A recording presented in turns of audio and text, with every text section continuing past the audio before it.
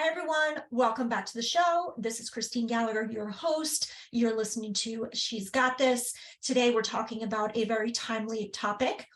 So growing up and in my 20s, I would say, I was very into the news, the media, pop culture, politics, etc. So I watched CNN a decent amount, and my parents served us the local evening news literally every night with dinner. That was the routine, dinner at 6 p.m. with the news on in the adjoining family room. And what I wanted to be when I grew up evolved over time, from wanting to be a journalist to a member of the White House press corps to producing the news in New York City, which I thought was the ultimate once I was in college. I majored in broadcasting and got an internship my senior year at the local Fox Philadelphia station. It was in the newsroom. And at first I was psyched. I loved the fast pace. I loved getting to chat with the anchors here and there. And I loved how it was going to look on my resume, of course. But that experience ultimately turned me off to that career path because I discovered I just wasn't into the sort of cutthroat ladder climbing environment. So that ended up leading me to another twisty career path, which included a stint in law school and then grad school, and then a couple of jobs I absolutely loathed, but that's a story for another day. I started my own business in the beginning of 2009. It was actually the height of the recession. And I quickly realized that my preoccupation with the news was really feeding my head too much doom and gloom, and that running a business was challenging enough without a steady diet of all that noise. These days, I consume less news than ever. And I gave up the constant scrolling of my Twitter feed a couple of years ago, and I purposely avoid the news section on Facebook, and it just works for me.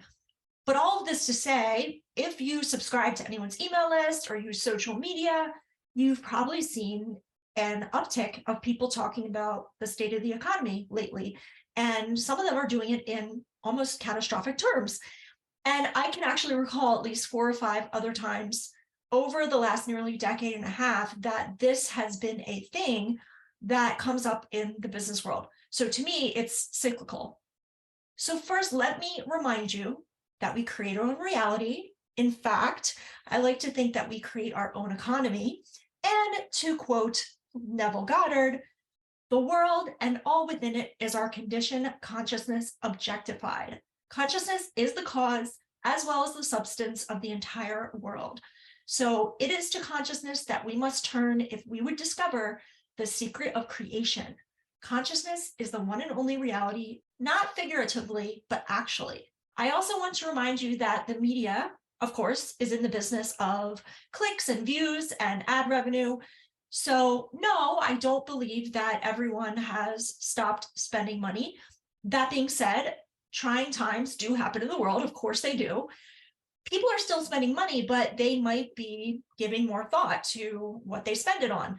They might want to be more sure than ever that they're getting that bang for their buck.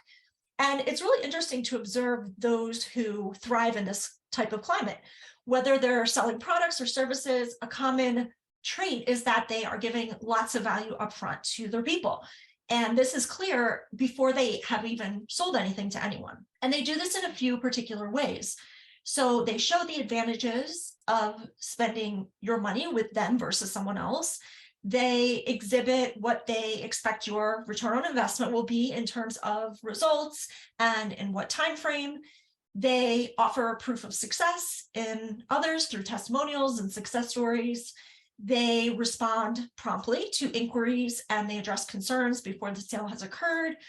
They also demonstrate that they understand how their product or service meets the customer or client's needs, aka what is it that they value the most.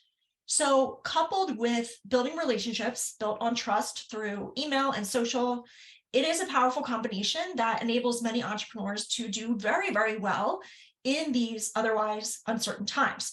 But bottom line, there are still many small business owners thriving right now and who will continue to thrive. What they're doing differently in many cases comes down to communicating value. And no matter what is going on with the economy, making that a priority is just super smart. So if you want to do more than just sort of survive in your business these days, you want to focus on getting really clear on all the ways that you can answer a client's question of, what can you do for me? And strengthening their perception of your worth and value means that they will always happily invest their time and money with you. So next time you find yourself getting sucked into the doom and gloom or starting to ruminate over all of the apparent scary news, make sure you remember these things, and also remember that ultimately the reality you experience is the reality that you create.